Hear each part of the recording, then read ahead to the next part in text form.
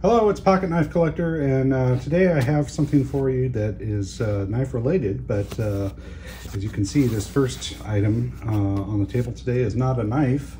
It is the Spyderco branded backpack.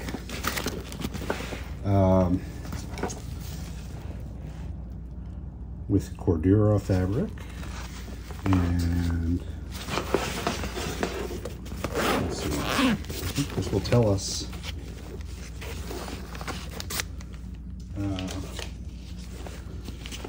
the manufacturer somewhere.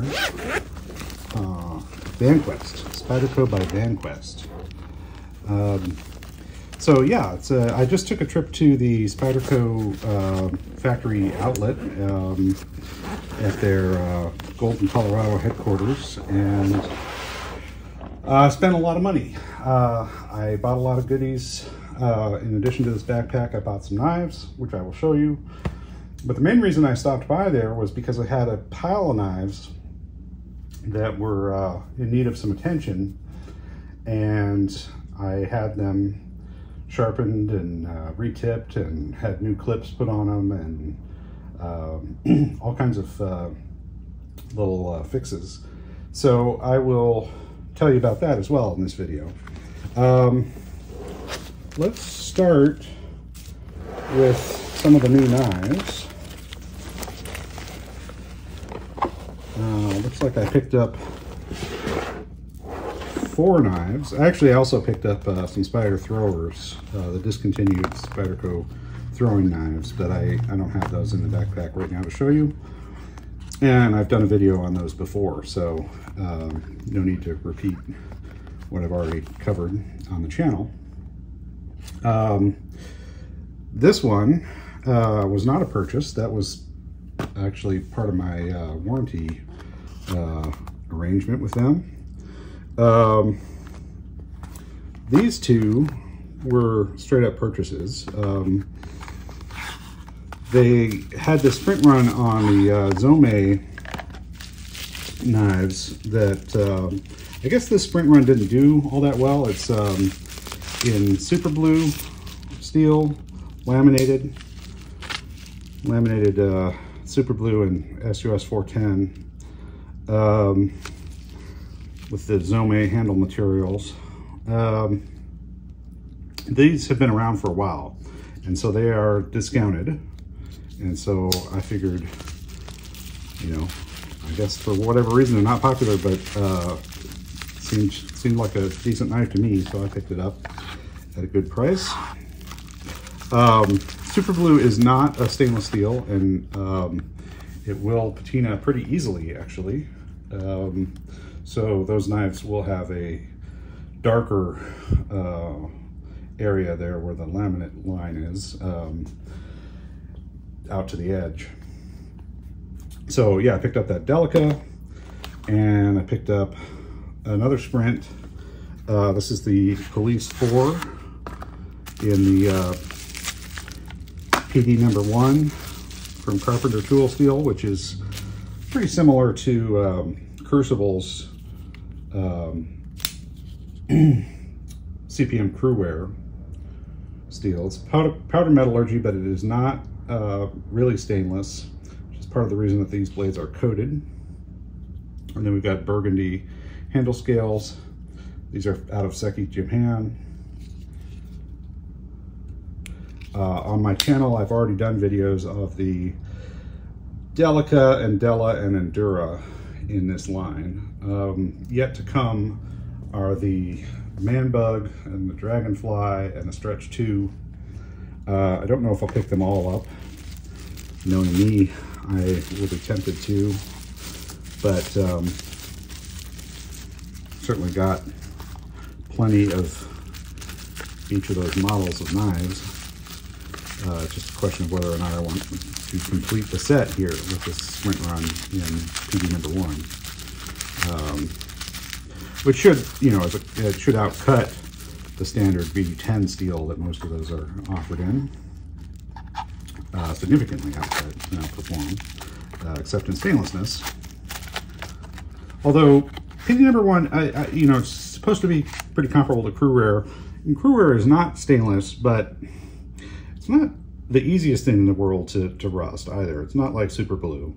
It's not going to just rust on you immediately if you don't wipe it off after every use right away. So if you take a little bit of caution, you can probably get away without having any rust on a PD #1 blade. That is just my impression based on a crew wear comparison. I haven't actually had a lot of experience with PD #1 yet, so I can't say that is absolutely the case, but that's what I would expect given that it's so similar to crew wear. All right, so got those out of the way. Let's set these aside for a second. I've got a box of knives here. I got some other goodies. Spyderco, at the factory outlet, they were doing a deal where if you spent over a certain amount, they would throw in a free balio. If you're not familiar with the balio, it is a pen. Actually, I haven't opened this yet, so I don't know what color I got. Oh, green and brown, or kind of gold color. It is a ballpoint pen that behaves like a balisong. You can flip it and do all the tricks that you would do with a balisong, except that it doesn't have a live blade, so you aren't likely to hurt yourself or freak other people out. So if you want to just practice your balisong techniques with something innocuous that is not a knife, balio might be for you. I'll have to set that aside. I'm having trouble closing that up. I also picked up a bandana. This one's got a Bowie knife on it. Okay. So, this backpack has got lots of pockets. It's got a padded compartment for a laptop. I picked up some literature while I was at the Spyderco factory outlet as well. The really nice print catalog for 2024. Oh, this is part of the backpack. It is a Velcro patch that you can put on that area of the backpack. But yeah, the print catalog for 2024, which has all their new products in it, and all their current products, not just new, but anything that's still in production. And reveal number 15 catalog. Okay, so this has got those PD1 knives in it, the micro melt sprint run, right? And some things that haven't been released yet as of the time I'm recording this video, like the Temperance. Okay. We've got the Techno 3 and the Stretch 2 XL in K390. Good to see that they're still putting stuff out in K390, which is a great steal. And they did discontinue several things that were offered in K390, so it was a little worrisome that they might be getting out of the K390 game, but evidently not.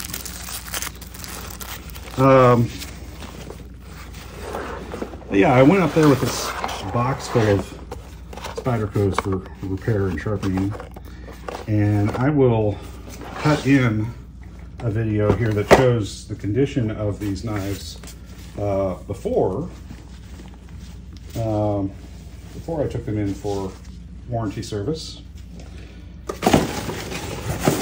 and then we'll return here and I'll tell you what they look like now that they've been serviced. I'm about to take a trip to Colorado, and when I go to Colorado I like to stop in Golden if I am anywhere near Golden, and check out the Spyderco factory store there at their headquarters. And if I have some knives for service that need to be sharpened or have warranty repairs, I usually bring some of those with me as well. And in this case, I have quite a few. So I'm going to show you these knives. This is the before part of the video. I'm going to show you the knives as they are currently, and then hopefully I'll be showing you the knives after they've been sharpened and repaired in the second half of this video. So let's see what we've got here. All right. So we've got a smock, which is in fairly good shape, except it's got a couple of little chips in the blade. Just needs to be sharpened up.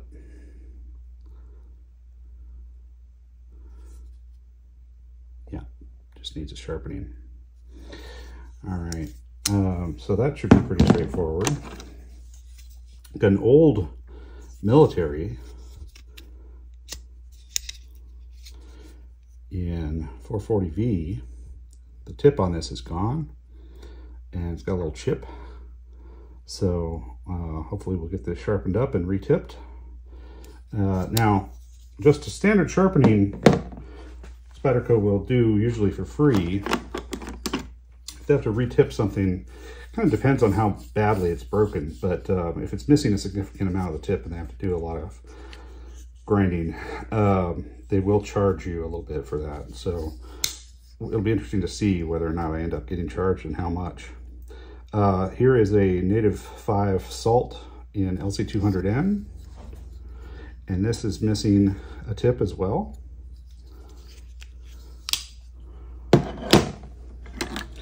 Got an old horn, and this needs to be sharpened.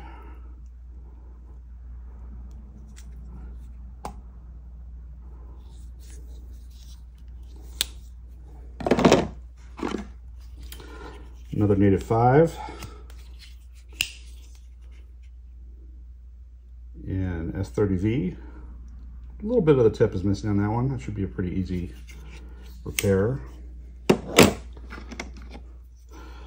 This is an old Spyderco. I don't even remember the name of this model. Got some chips in there. Boy, that blade is awfully dirty. Maybe I'll clean that up before I bring it into them. But it does have a pretty significant chip there, so that needs to be sharpened out. It's also missing the rubbery inserts, which I doubt they'll have replacements for those anymore, because this is probably more than 20 years old. PM2 with a missing tip.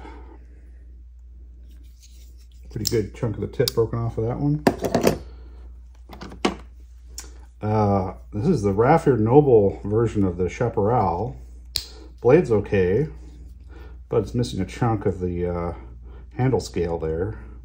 Not sure what they'll do for me on this one. It would be pretty neat if they replaced that handle scale. I don't know if they would have the parts on hand to do that, since these are made in Taiwan. Not sure if they're going to have all the Taiwan parts at the Golden, Colorado facility, but they might, because that's a current production model. This is a Wayne Goddard, or Goddard. Somebody has sharpened the hell out of this thing and effectively ruined the tip. Resharpening would be nice. Yeah, this has got micarta handle scales. This is an older model.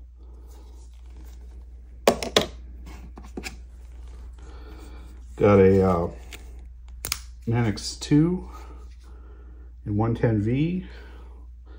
Needs to be resharpened.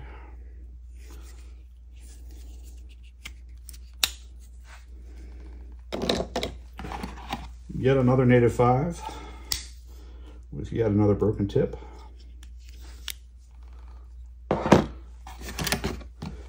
Harpy. What's going on here? Yeah, some chips could be sharpened up. And the DeHolder Toad. Now this one, I'm going to ask them what they think I ought to do about it, because the tip on this is intact but bent. It's been pretty good. I don't know if it's reparable, but there's not a lot of blade there to begin with. So if we end up grinding it down and reprofiling it, it's going to be a pretty tiny knife. But we'll see what they say. All right, so that's my batch of Spydercos in need of some love and care. And hopefully I will add a second half to this video and show you how all these knives turned out. Okay, we're back. This is now the after video, and I'm showing you the knives that I got back from Spyderco after warranty service. So a lot of these just needed a little sharpening. Some of them needed to be retipped. Here's the Paramilitary 2, which had a broken tip. They reprofiled that. Okay. And it's nice and sharp now. Here's one of my natives. I think they put a new clip on this, and it certainly looks new. This had a little bit of the tip busted off, and that has been retipped.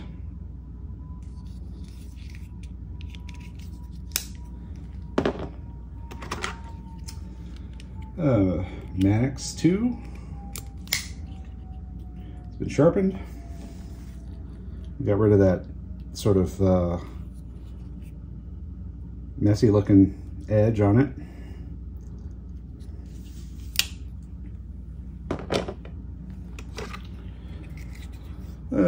The Native 5 Salt in LC200N has been retipped, and they also reground the serrations on this. So those are new serrations, and it's looking pretty beastly.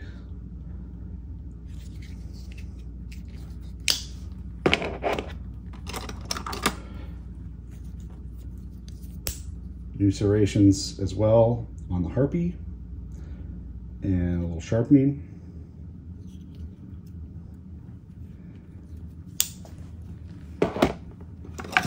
Sharpened the stretch.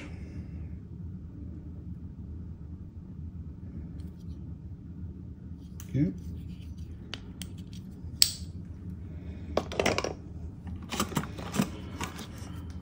Sharpened the smock.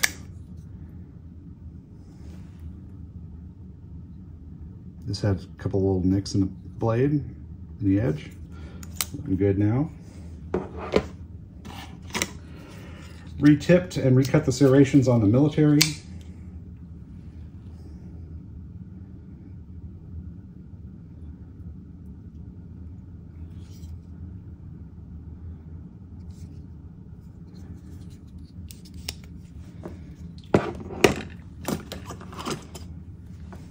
Sharpened up a pair of crickets.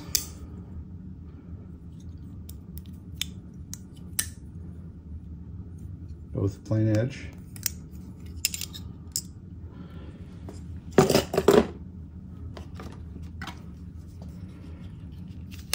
Sharpened this, oh, that's not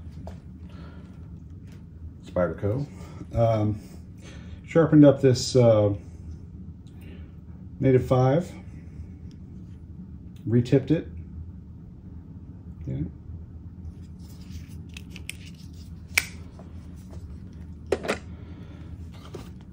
Now the Godard, I'm not really sure how to pronounce the name of this knife. This was pretty worn. So we've got an acute tip now instead of sort of a rounded over tip. And they recut the serrations on this. And you can tell that it's been repaired, right? I mean, the edge is a little higher now than it was before. And it's gonna be a little thicker behind the edge because there's, you know, we're moving up the grind with this repair. But, you know, it's usable. Okay. And then we've got our toad, the DeHolder toad. This had a bent tip, and they just reprofiled it. So we went from a small blade to a very, very teeny tiny tip blade here. Lost some of the length of this blade. Not ideal, but you know, what are you gonna do? It was messed up. So at least now it looks good. All right, and now what you see is missing is the chaparral, right? I had a chaparral with broken handle scales. Rather than replace the handle scale on that, they gave me a brand new chaparral with the same Rafter Noble handle scales. Brand spanking new. Can't argue with that. And then the other thing that's missing here is the horn, the Jess horn. And the reason it's missing is because I thought it just needed to be sharpened, and they pointed out to me that it was actually experiencing lock failure, and so they didn't want to do anything to it because they didn't consider it a safe knife. And they would have given it back to me in that same condition without sharpening it or anything. But because they have a lifetime warranty, and they couldn't replace it with, since it's a discontinued model, they couldn't replace it with same model, but they offered me 45% off of one knife of my choice from the shop there, and I wanted to maximize that discount, so I bought a fairly expensive knife. I bought the Native 5 with fluted carbon fiber handle scales and S90V blade. So let's take a look here. This has got really very nice carbon fiber. It's not the laminated carbon fiber that you get on some of the Taiwan knives that have, you know, just a thin layer of carbon fiber over G10. It is solid carbon fiber, and it has been milled out. So it does have some contour to it, and then it also has sort of a sunburst or rising sort of sun pattern to it. I don't know if you can really see that in this video, but it's got little striations in it. And then the blade steel on this is S90V. And these are made in the USA. One of Spyderco USA's nicest knives, in my opinion. I mean, I think Spyderco USA does a lot of good stuff. I think some of the most sort of superlative manufacturing in terms of fit and finish for Spyderco these days is actually out of their Taichung, Taiwan facility. But I would put this USA-made Native 5 into the same competitive category with the best of the Taiwan stuff. Very nice. Okay, so that's the after portion of the video. So that was my trip to Golden. It wasn't entirely free. I mean, obviously the knives that I bought, I paid some money for. In fact, you can usually get a better deal out of a retailer than you can out of the factory store there in Golden. They mark everything a little bit below MSRP, but it's above their MAP prices, their minimum advertised price, which is what a lot of retailers sell the knives at. Of course, they do sometimes have things on discount, right? Getting a free chaparral was a pretty good deal, in my opinion.